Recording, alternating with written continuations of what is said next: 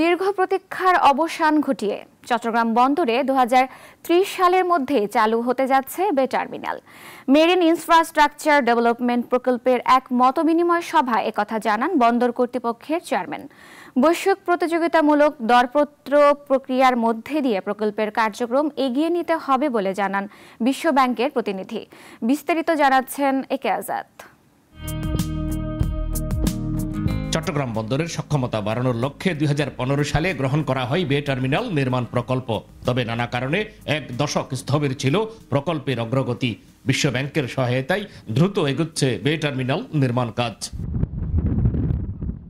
জানা গেছে এই প্রকল্পে 7,500 কোটি টাকা ঋণ সহায়তা দিয়েছে বিশ্বব্যাংক। পতেঙ্গা ও হালিশহর সমুদ্র উপকূল ভাগের বিস্তীর্ণ ভূমি ও সাগর ঘেঁষে নির্মাণ করা হচ্ছে বে টার্মিনাল।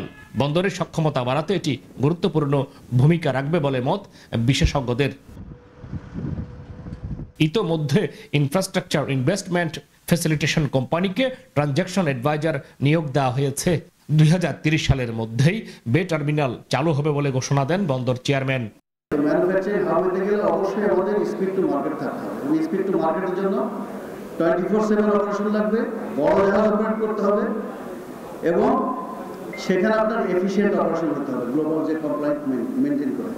তো সেই আলোকে কিন্তু বে টার্মিনাল হচ্ছে এবং বে টার্মিনাল হলে কিন্তু বাংলাদেশে দেখবেন যে ইনভেস্টমেন্টের একটা জোয়ার হয়ে যাবে।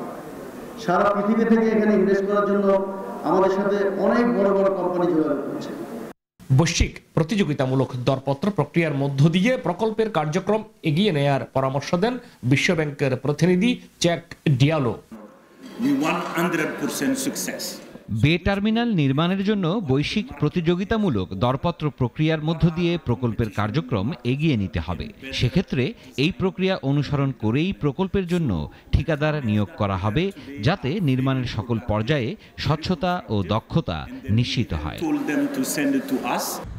বে টার্মিনাল চালু হলে বছরে প্রায় 30 লাখ TEUs কন্টেইনার হ্যান্ডেলিং হবে। আঞ্চলিক বাণিজ্যের লজিস্টিক হাব হিসেবে গড়ে উঠবে বাংলাদেশ। একে আজাদ, নাগরিক, চট্টগ্রাম।